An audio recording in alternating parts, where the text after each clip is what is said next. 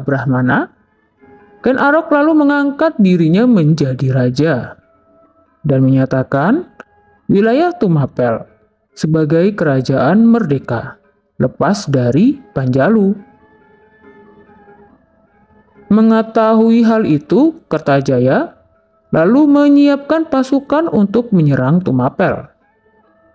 Dandang Gendis sama sekali tidak takut.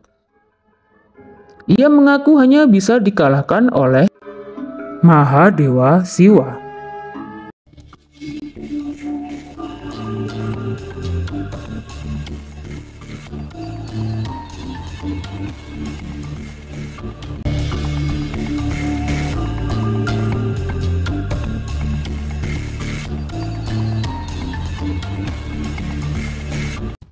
Assalamualaikum warahmatullahi wabarakatuh. Terima kasih sudah kembali lagi ke channel Cerita Wulan.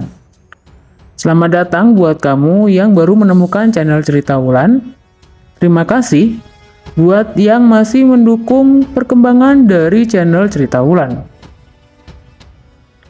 Kali ini Cerita Wulan akan menceritakan tentang sejarah dari raja yang terakhir yang memimpin kerajaan Kediri, dan raja ini juga kemudian yang menyebabkan keruntuhan dari Kediri. Dia adalah keturunan dari Prabu Jayabaya dan merupakan raja yang mendapatkan predikat sebagai Firaunnya kerajaan Kediri. Kenapa dia disebut Firaun dan siapakah raja tersebut? Dan bagaimana kisahnya? Ayo dengarkan ceritaku sampai selesai. Tapi sebelum aku melanjutkan ceritaku, jangan lupa untuk tetap dukung terus channel ini ya. Dengan cara subscribe, like, dan nyalakan notifikasi loncengnya supaya kamu gak ketinggalan cerita-cerita dari Cerita Wulan. Terima kasih. Raja ini merupakan raja yang menggantikan Sri Kameswara yang berkuasa di Kediri menjelang akhir abad ke-12. Ia bernama Sri Maharaja Srengga atau biasa disebut sebagai Kertajaya. Dikenal juga dengan sebutan nama lain yaitu bernama Dandang Gendis. Sri Maharaja Srengga meninggal pada tahun 1222 Masehi. Adalah raja terakhir Panjalu yang memerintah pada tahun sekitar 1194 sampai 1222 Masehi. Pada akhir pemerintahannya, ia menyatakan ingin disembah sebagai dewa. Kertajaya dikalahkan oleh Ken Arok dari Tumapel atau di kemudian hari dikenal sebagai Singosari, yang menandai berakhirnya masa kerajaan Panjalu. Kertajaya terdapat dalam kitab Negara Kertagama di tahun 1365 Masehi, yang namanya merupakan karya Empu Prapanca yang dibuat pada masa Majapahit, ratusan tahun setelah zaman Panjalu.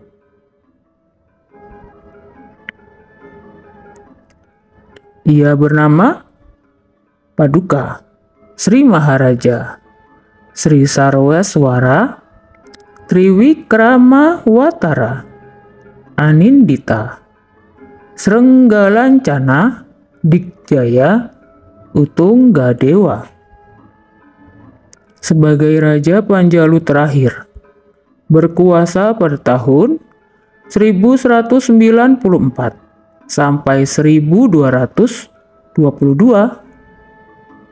Pendahulunya bernama Sri Kameswara. Ia lahir di Daha, Jawa Timur, sedangkan wafatnya ditandai pada tahun 1222 Masehi pada pertempuran Ganter di daerah Ngantang, Kabupaten Malang, Jawa Timur. Ia berasal dari Wangsa Isyana. Ia mempunyai anak yang bernama Jaya Sabha dan beragama Hindu. Nama Kertajaya terdapat dalam Kitab Negara Kretagama di tahun 1365, karya Empu Prapanca yang dibuat pada masa Majapahit ratusan tahun setelah zaman Panjalu. Bukti kesejarahan keberadaan dari Raja Kertajaya adalah dengan ditemukannya prasasti Sapu Angin di tahun 1190. Kemudian prasasti Galunggung 1194, prasasti Kamulan pada tahun 1194, prasasti Palah tahun 1197, prasasti Biri, dan prasasti Lawadan pada tahun 1205 Masehi. Dari prasasti-prasasti tersebut dapat diketahui nama gelar Abhiseka Kertajaya adalah Paduka Sri Maharaja Sri Sarwaswara Triwikramawatara Anindita Srenggalancana Dikjaya Utunggadewa. Dalam Pararaton Maharaja Kertajaya disebut dengan sebutan juga nama Prabu Dandang Gendis. Dikisahkan di akhir masa pemerintahannya, kestabilan kerajaan Panjalu mulai menurun. Kondisi ini karena sang raja bermaksud untuk mengurangi hak-hak kaum Brahmana. Sang Prabu menyatakan ingin disembah selayaknya dewa.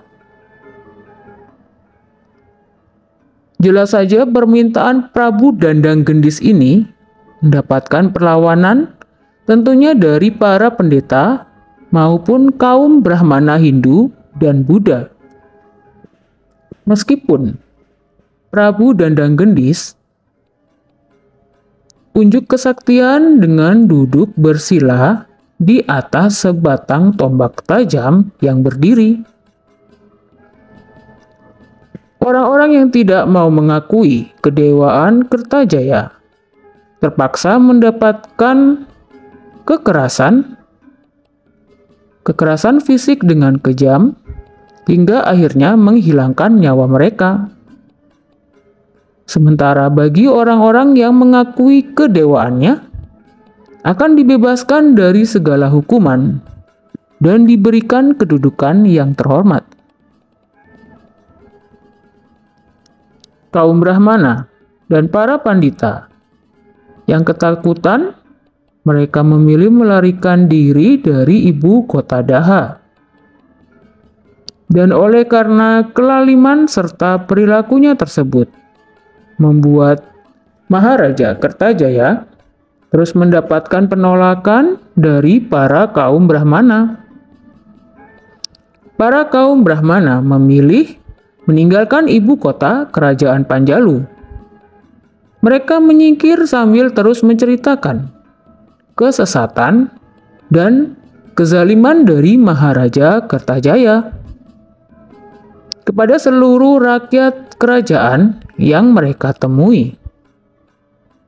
Hingga akhirnya kemudian kaum Brahmana dan para pendeta meminta perlindungan dari wilayah Tumapel, sekarang bernama Malang, yang saat itu di bawah kepemimpinan Ken Arok. Mereka memilih berlindung kepada Ken Arok, bawahan Dandang Gendis yang menjadi Akuwu. Atau saat ini jabatan tersebut dianggap setingkat dengan jabatan camat di wilayah Tumapel. Atas dukungan para Brahmana, Ken Arok lalu mengangkat dirinya menjadi raja dan menyatakan wilayah Tumapel sebagai kerajaan merdeka lepas dari Panjalu. Mengetahui hal itu, Kertajaya lalu menyiapkan pasukan untuk menyerang Tumapel. Dandang Gendis sama sekali tidak takut. Ia mengaku hanya bisa dikalahkan oleh Mahadewa Siwa. Mendengar hal itu, Ken Arok pun memakai gelar Betara Guru atau nama lain dari Dewa Siwa dan bergerak memimpin pasukan untuk menyerang Panjalu. Ken Arok dengan dukungan kaum Brahmana melakukan serangan ke kerajaan Panjalu. Kedua pasukan itu kemudian bertemu di dekat desa Ganter, wilayah Ngantang, yang sekarang bernama Kabupaten Malang, yang terletak di wilayah timur Kadiri. Peperangan antara Tumapel dan Panjalu terjadi sangat sengit di dekat wilayah desa Ganter. Para panglima perang Panjalu, yaitu Mahisa Walungan yang merupakan adik dari Dandang Gendis atau Maharaja Kertajaya, dan Gubar Baleman. Mereka kehilangan nyawa di tangan Ken Arok. Dandang Gendis sendiri kemudian melarikan diri dan bersembunyi naik menuju Kayangan. Dalam Nagara Kretagama juga mengisahkan secara singkat berita kekalahan Maharaja Kertajaya tersebut. Disebutkan bahwa Kertajaya melarikan diri dan bersembunyi dalam Dewalaya atau alam tempat para dewa bersemayam. Kedua naskah tersebut memberitahukan tempat pelarian Kertajaya adalah alam Dewata. Kemungkinan yang dimaksud adalah Kertajaya bersembunyi di dalam sebuah candi pemujaan, atau Kertajaya kehilangan nyawanya, kemudian menuju ke alam dewa.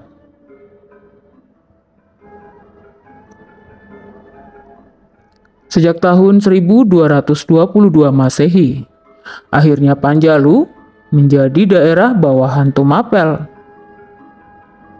Menurut Nagara Kretagama, putra Kertajaya yang bernama Jayasabha diangkat Ken Arok sebagai wakil Bupati Kadiri. Tahun 1258, Joyosobo digantikan putranya yang bernama Sastrajaya. Kemudian, tahun 1271, Sastrajaya digantikan putranya yang bernama Jayakatwang, yang menjadi Bupati Gelang-Gelang. Pada tahun 1292, Jayakatwang memberontak dan mengakhiri riwayat Tumapel. Menurut keterangan yang didapat di dalam prasasti Mula Malurung pada tahun 1255 Masehi, menyebutkan kalau penguasa Kadiri setelah Kertajaya adalah Batara Baraweswara putra Batara Siwa alias Ken Arok. Sementara Jayakatwang menurut prasasti Penanggungan adalah Bupati Gelang-Gelang yang kemudian menjadi Raja Kediri setelah menghancurkan Tumapel tahun 1292. Pada tahun 1292, Raja bawahan sekaligus besan dari raja, yaitu Jayakatwang, memberontak terhadap Singosari yang dipimpin oleh Raja Kertanagara. Karena dendam masa lalu di mana leluhurnya Kertajaya dikalahkan oleh Ken Arok. Setelah berhasil menghilangkan nyawa Kertanegara, Jayat Katwang membangun kembali kerajaan leluhurnya Kadiri. Namun hanya bertahan selama 1 tahun dikarenakan serangan gabungan yang dilancarkan oleh pasukan Kekaisaran Mongol dan pasukan menantu Kertanegara, Raden Wijaya, pendiri Kerajaan Majapahit. Situs-situs peninggalan budaya Kadiri. Yang pertama, Candi Penataran. Candi termegah dan terluas di Jawa Timur ini terletak di lereng barat daya Gunung Kelut di sebelah utara Blitar. Diperkirakan dibangun pada masa Raja Srengga dari Kerajaan Kadiri. Karya sastra Kakawin Baratayuda ditulis oleh Empu Sedah dan diselesaikan oleh Empu Panulu. Kakawin Ludoko dan Kakawin Wreta Sanjaya merupakan karya dari Empu Tanakung.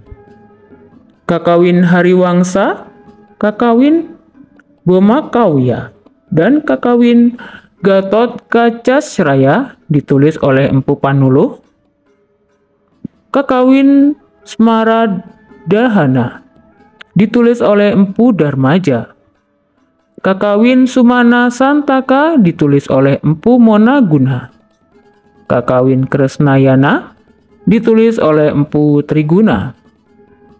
Sedangkan prasasti-prasasti peninggalan dari Kadiri, Prasasti Pucangan tahun 1041, Prasasti Lawan, Sambeng dan Lamongan, Prasasti Pasar Legi tahun 1043 Masehi yang berada di Ngimbang, Lamongan, Prasasti Mataji tahun 1051, Prasasti Pandeglan 1 tahun 1117, Prasasti Panumbangan, Prasasti Geneng tahun 1128, Prasasti Tangkilan tahun 1130, Prasasti Besole tahun 1132, Prasasti Pagiliran tahun 1134, Prasasti Baweswara pada tahun 1135, Prasasti Karanggayam, Prasasti Hantang 1135 Masehi, Prasasti Jepun tahun 1144, Prasasti Talan pada tahun 1136, Prasasti Kahyunan, Prasasti Padlegan II tahun 1159, Prasasti Waleri, Prasasti Angin tahun 1171, Prasasti Jaring, Prasasti Semanding tahun 1182, Prasasti Ceker tahun 1185, Prasasti Sapu Angin tahun 1190, Prasasti Galunggung tahun 1194, Prasasti Kamulan tahun 1194, Prasasti Palah tahun 1197, Prasasti Biri tahun 1202, Prasasti Lawadan tahun 1205. Situs yang pertama, Gua Selong Mangleng, terletak di Kecamatan Mojoroto, Kota Madya, Kediri. Demikian tadi sekelumit kisah tentang keruntuhan Kerajaan Kadiri, raja terakhir yang memerintah Kerajaan Kadiri sebelum runtuh, dan wangsa yang terakhir menguasai Kadiri, yaitu Wangsa Isyana. Juga tentang situs-situs sejarah dan peninggalan-peninggalan budaya Kadiri. Semoga bisa menjadi tambahan ilmu pengetahuan untuk kita semua yang mendengarkan cerita ini. Terima kasih sudah mendengarkan cerita dari Cerita Wulan. Sampai jumpa di Cerita Wulan tentang sejarah kerajaan di Indonesia, tentang sejarah perjuangan bangsa Indonesia. Wassalamualaikum warahmatullahi wabarakatuh.